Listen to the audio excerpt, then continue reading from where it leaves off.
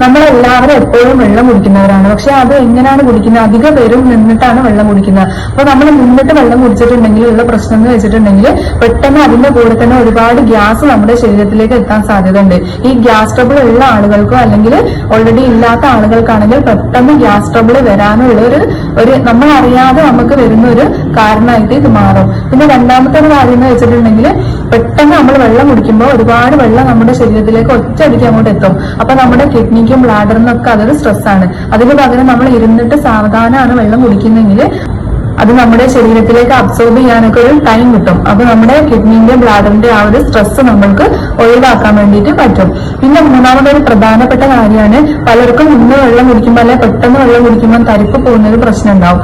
അപ്പൊ നമ്മൾക്കറിയാം ഇവിടെ 2 പാർട്ടായിട്ടാണ് താഴേക്ക് പോകുന്നത്. ഒന്ന് നമ്മുടെ ശ്വാസം പോകാനുള്ള പാർട്ടും മറ്റൊരു നമ്മുടെ ആഹാരം വെള്ളം ഇത് പോകാനുള്ള പാർട്ടും.